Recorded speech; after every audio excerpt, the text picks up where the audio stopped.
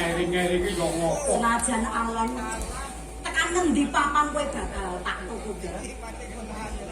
Mbok anggap aku wong wadon kesrimpetan nyaring kabotan sanggulmu.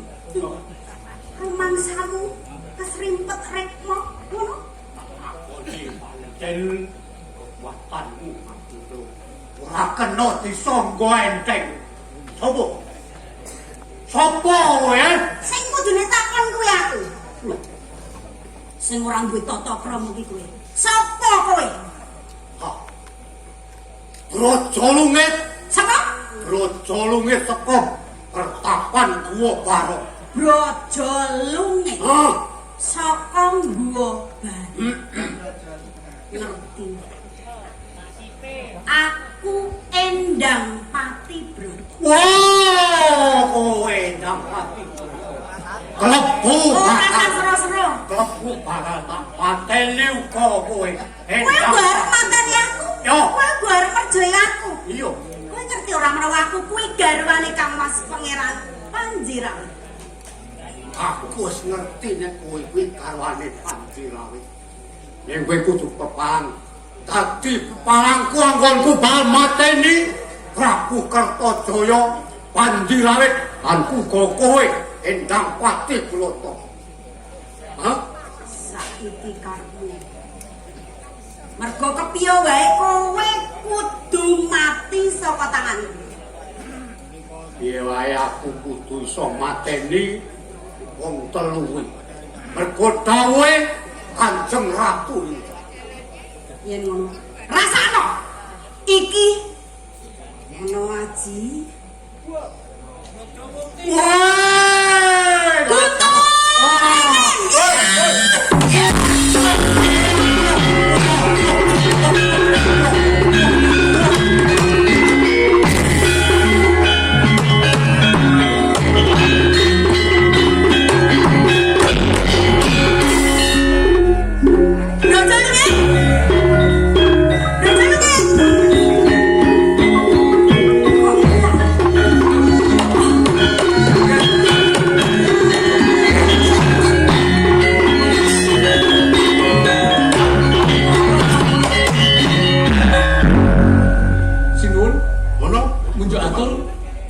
Sareng kula nututi wonten mriki ingkang wonten kok menika Endang Pati Broto putra mantuku Pati Broto. Inggih. Yen ngaten iki badhe dadi Rama Prabu menika to.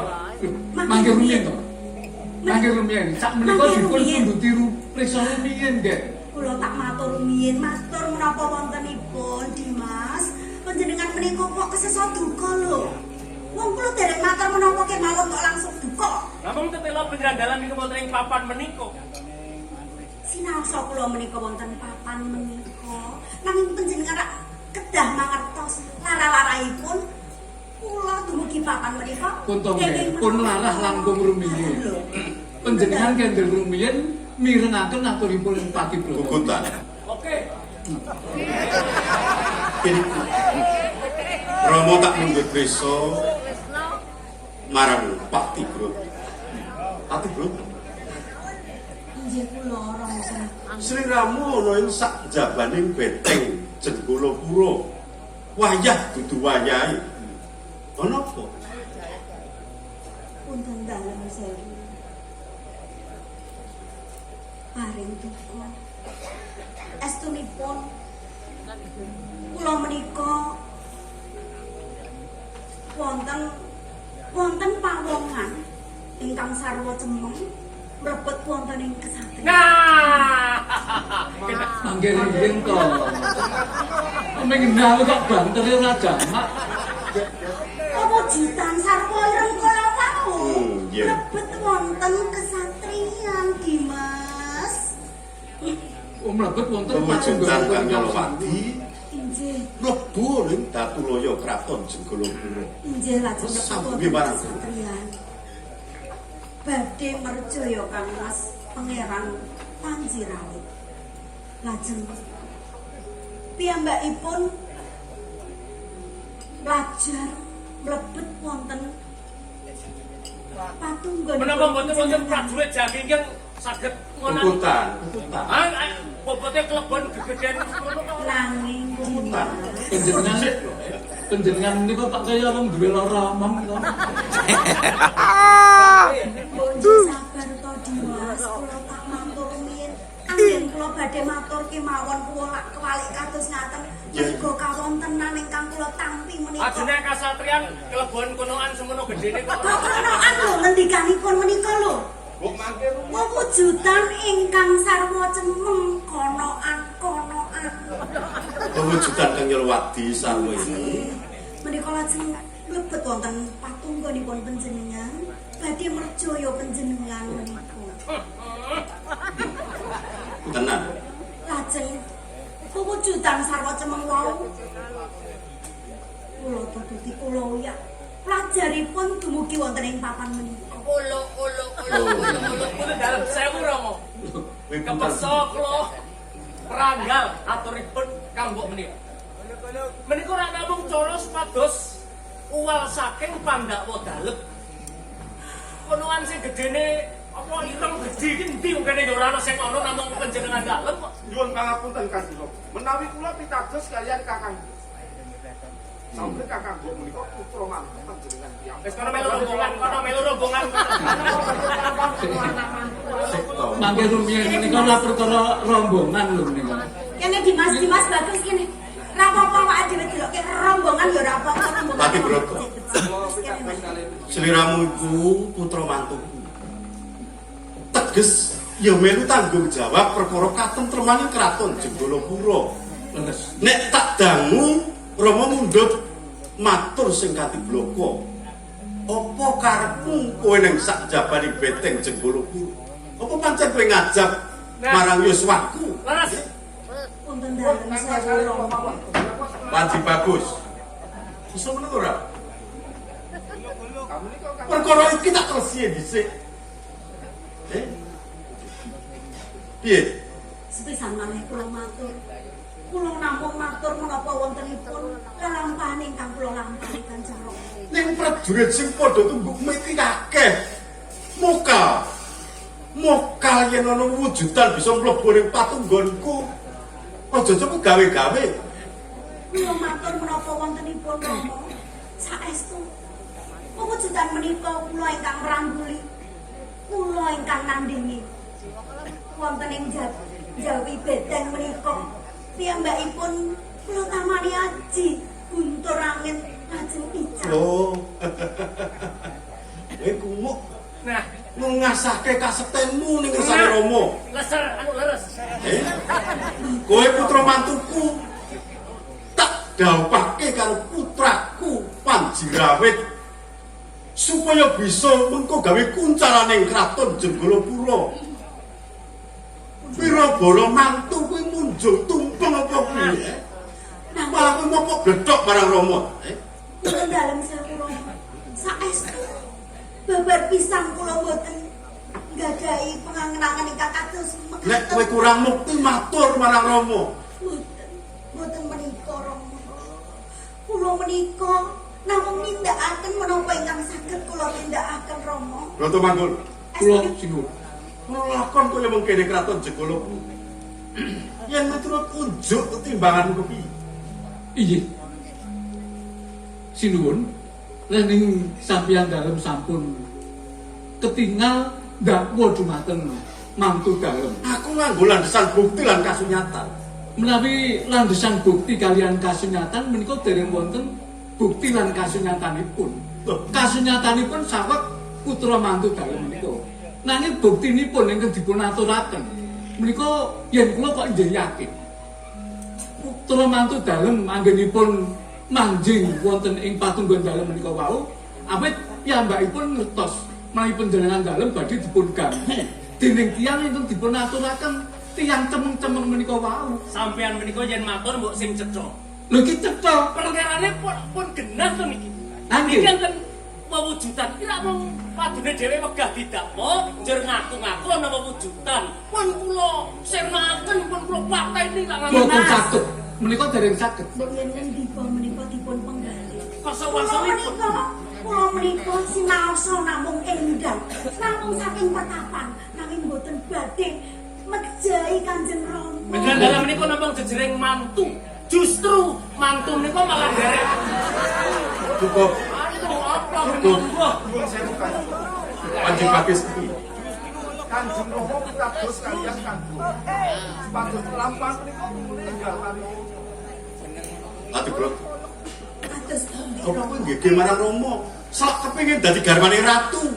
Mergo garwamu besok bakal nglintir ke Prabu ning Jenggolopuro. Nah. Kowe nggih marang Rama. Nah. Wong kose meger-meger ngame-ame bumi Jenggolopuro. Mboten Rama. Sampeyan manten mriku mawon. Babar pisang kula mboten gadhahi penggalih ingkang kados menawi. Menapa ingkang kula tindakaken menika saestu Rama. Ati, Bro. Nanging Rama menawi panjenengan menika dhahar unjuk aturipun Dimas Panji Keputang sumangga kula mboten saged menapa. Ati, Bro. Injih Ucut saka kudanganku.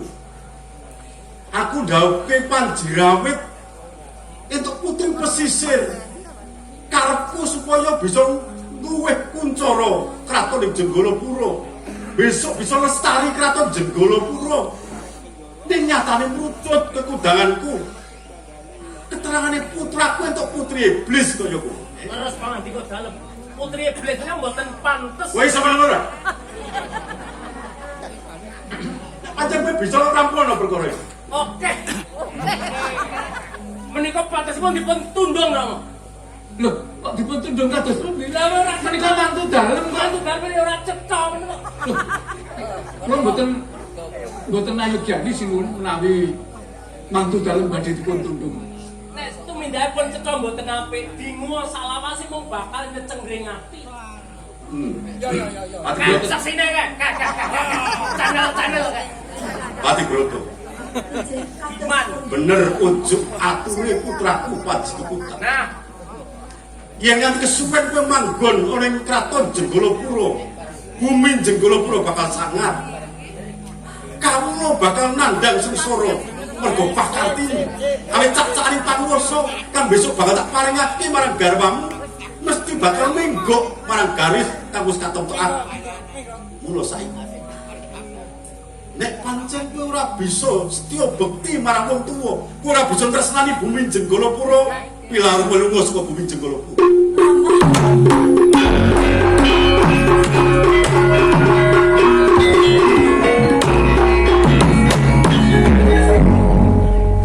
balik ngidul. Menangis. Kowe nibake luhmu. Tibaning luhmu ora bisa gawe luwih penggalih.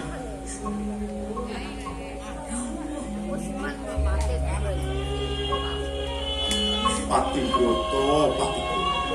Indah-indah. Ngendika ingkang kados mekar. Rahayune panguwasa durung lumintir.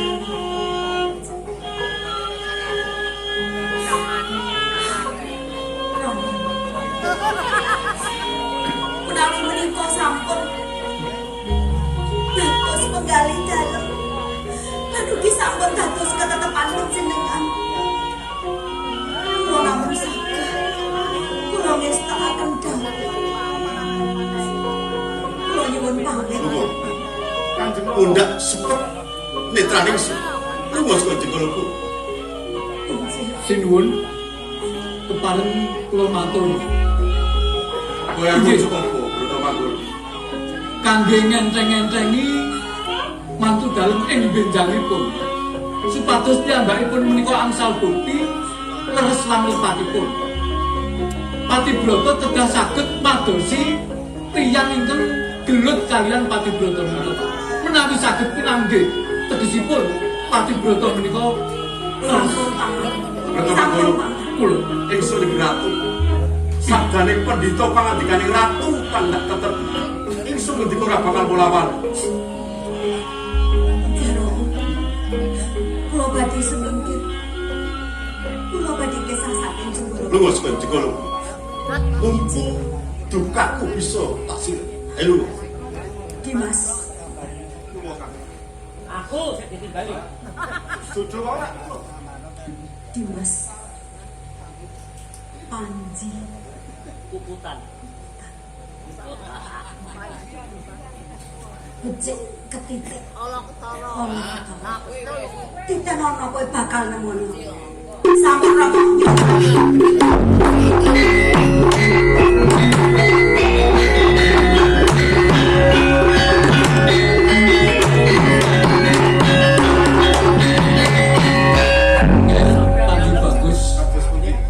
Menika wau ngendikanipun Endang Patibrata becik ketitik ala ketara. Ning saiki becik kesilik ala keterima. Nah, menawi kula pitados kalian Endang Patibrata. Sapanci-panci mangke saged mbuktekaken Iso nyekel si konoan mau sing duwe andek. ketingan Kang sampeyan Mas. loro nek ora gelem ngewangi kula melu rombongane narpa wae. Panji Pak. Kono kene nderek rong engko kelompok apa. Kuwi bukan kuwi puputan. Ono pawongan kang bakal bebidung jumenengku ning kraton Jenggolopuro. Plus Gesestri kamu melu tanggung jawab gawe tentrem ning kraton Jenggolopuro. Mongso borong nggonmu kuwi sasi. Wong-wonge Patibrata.